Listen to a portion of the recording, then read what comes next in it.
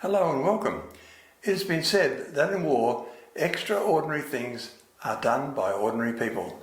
Such was the case of Western Australian airman Aubrey Taylor during World War II.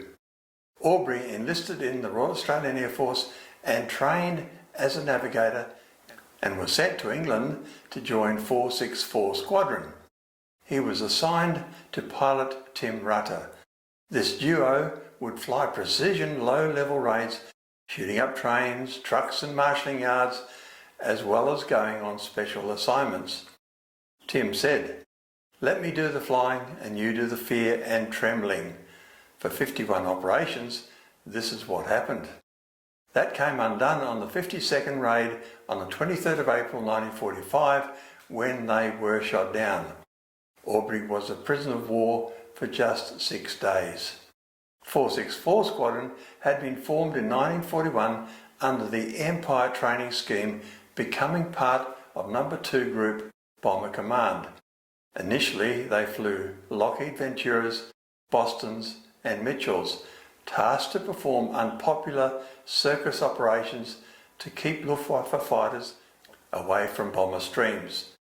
They felt like sacrificial goats. In late 1942 they shifted to Fighter Command under Basil Embry, flying raids on German airfields and special targets. One was the low-level raid on the Philips valve factory in Eindhoven, Holland, which was making guidance systems for Hitler's V1 and V2 rockets.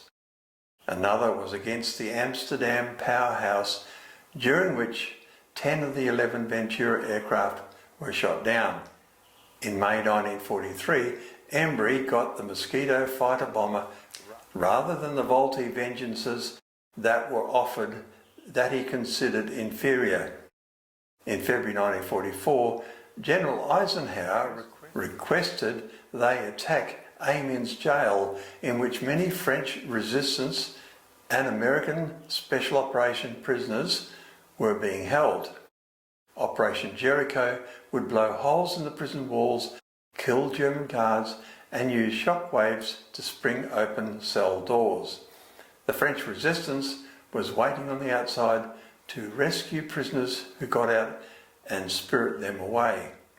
Mosquito fighter bombers breached the walls, prison buildings and destroyed the guards' barracks. If prisoners died, this would be unfortunate, but at least they couldn't inadvertently give away plans for D-Day, just 4 months away. Of the 832 prisoners, 102 were killed by the bombing, 74 were wounded and 258 escaped, including 79 resistance and political prisoners. 2/3 of the escapees were recaptured. There followed raids on Gestapo headquarters in Denmark to destroy records of Danish patriots. This was called Operation Carthage. The Germans had placed important prisoners of war on the top floor of a 6-story building called the Shell Building to deter raids. Embry's boys placed bombs through the front door and 18 prisoners from the top floor escaped.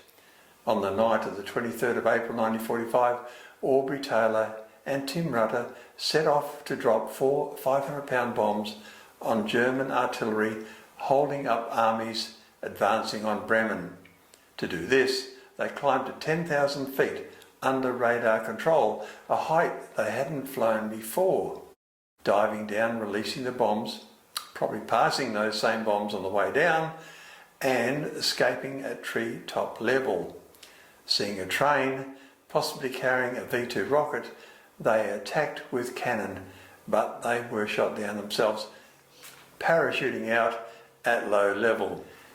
Taylor avoided patrols for 4 days before his frost-bitten, affected feet compelled him to surrender to a platoon of Germans.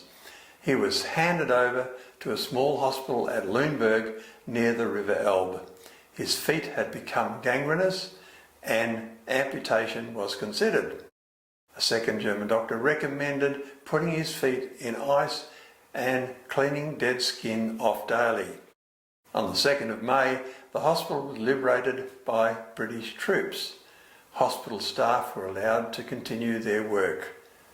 Aubrey Taylor was evacuated to a hospital in Brussels, where he rejoined Tim Rutter, who had made it back to the front without capture.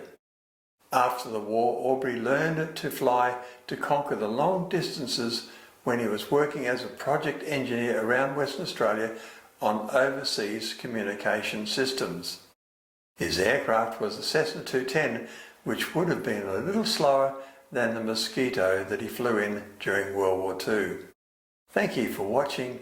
Please consider liking and subscribing.